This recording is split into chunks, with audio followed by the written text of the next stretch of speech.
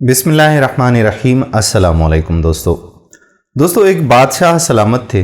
रात को अपने महल में आराम फरमा रहे थे कि उसे गीदड़ों की आवाज़ें सुनाई दी। उसे आवाज़ों में बड़ा दर्द महसूस हुआ।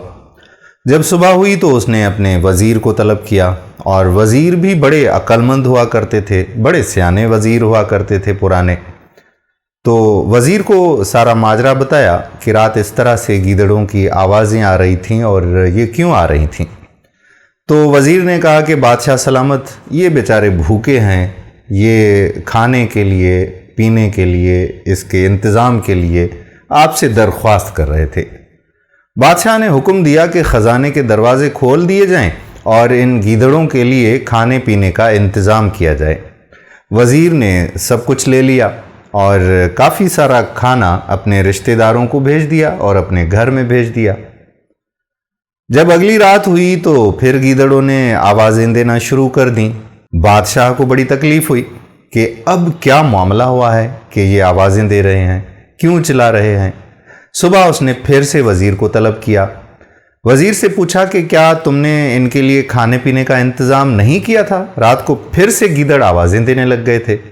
तो वज़ीर ने कहा कि जनाब आली, असल बात यह है कि खाने पीने का तो हमने इनके लिए इंतज़ाम कर दिया था, लेकिन सर्दी बहुत है और उन्हें सर्दी लगती है, तो इस वजह से वो आपसे दरख्वास्त कर रहे हैं कि हमारे लिए गर्म बिस्तर का इंतज़ाम कर लिया जाए।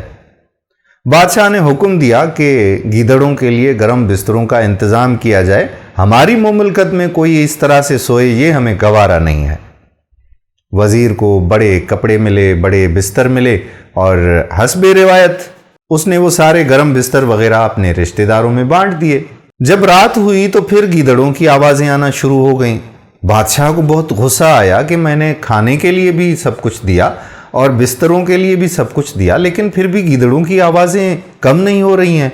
उसी वक्त बादशाह ने उस वज़ीर को तलब किया और पूछा कि क्या माजरा है, गीदड़ क्यों चिल्ला रहे हैं? हमने खाने पीने का भी इंतज़ाम कर लिया, हमने इनके लिए गर्म बिस्तर का भी इंतज़ाम कर लिया, लेकिन फिर भी वो चिल्ला रहे हैं।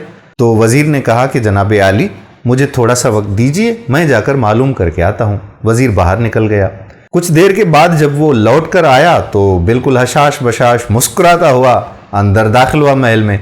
बादशाह ने पूछा कि हाँ भाई, क्या खबर है? वज़ीर ने कहा कि बादशाह सलामत, ये चिल्ला नहीं रहे हैं, आपका शुक्रिया अदा कर रहे हैं गीदड़, और आपके लिए दुआएं कर रहे हैं।